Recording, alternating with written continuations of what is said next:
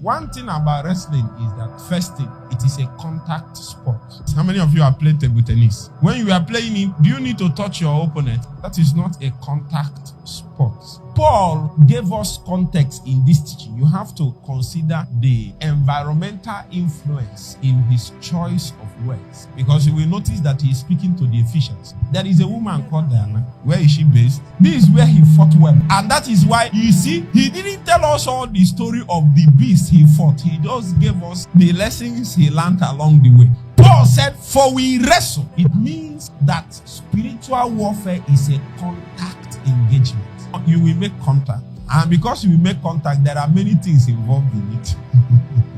There is a good side, there is the bad side. If you fight pigs, more often than not, you need to be taking baths.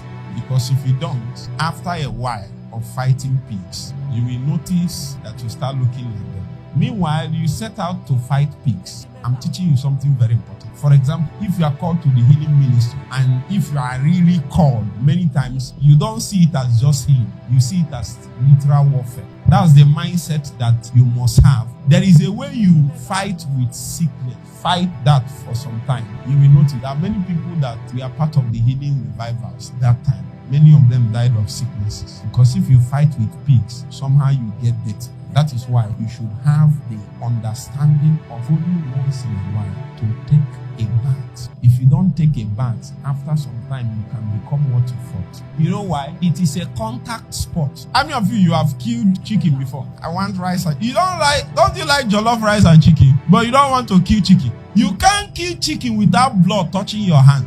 Is that not true? It's a contact sport. There are some basic things that you should carry in your consciousness. Because sometimes when you combat makes contentions in spiritual warfare, if you are not careful, a portion or a part of you will receive, it's like you are painted a little from what you are contending with. The blood is the blood of the chicken you killed, but it has touched you. So you need a form of cleansing and washing. Not from sins, but from the things that impacted you from engaging. You won. Let me give you an example. If you come to a meeting and you deliver people from masturbation, deliver people from immorality, masturbation, are dealing with such issues, after some time, you yourself go for a bath. If not, if you are not careful, loss will enter your soul from counseling 25 people and delivering them. What you didn't know is that as it's a warfare, as you are doing that, the things you are combating with will start affecting you a little. After a while, are you hearing me? One of the wisdom around it is that if you you come here, take a bath to calibrate yourself and know whether you are still in order. So I can measure my alignment. I can check in my wars and journeys. Did something shift? Looking back, these are basic things. Is it not true? Let's assume now that God sent me to the body of Christ to correct all the. Sometimes God can send you, say, battle, say, contention to destroy all the falsehood and everything that is in the body. Your barometer will now be love. Because after some time, if there is no tank of love, you will find out that you can become one with what you are fighting. What you are doing will now be worse than what you are trying to deal with. And Satan can even empower you more on that. And then you do more damage than you thought. So what you do in that context is that you take a bath. You take a bath in the ocean of love and compassion. Sometimes, if you pray that prayer, for God to do it, He can allow something not so good to happen to you.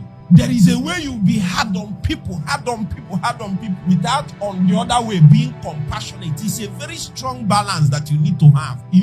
I make it a prayer. Like for 3 months, I was praying this prayer, the bank of compassion and love. Since I found out that I have been called to lead people on a path that is not really acceptable, it's a hard and principled path. So I need to have a tank full of compassion and love. If you are not careful, you can rule men with the rod of the flesh. And sometimes when you pray that prayer, or for God to help you, wants to show you mercy, He will allow you to make mistake, you too as a human being. But don't stay in that mistake. God is trying to show you. You know, there are things that will happen to you. You say, even me? How? I am unfallible. No, you are not.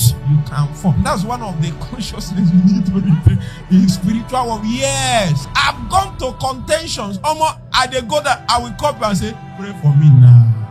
But if you have not learned the fact that we wrestle, you will not be able to depend on even people less than you to pray you out of trouble. Because everybody has known this is apostle. He's here. All battles are gone. Okay, Jesus himself called 3 men to the mountain and said, pray with me. I am in dire need now. I am in my most sorrowful moment. Pray for me. He was begging with tears. Jesus was not ashamed of the fact that his disciples are seeing him crying with tears. I have cried like that. I'm not saying crying in adoration to God. I have cried in battles. I've cried in contentions. I've had situations that I wailed for hours. My tears filled the ground, and I didn't care that people were there. If I can get help from you, I don't mind. Don't be forming that you are strong when your neighbor can help you.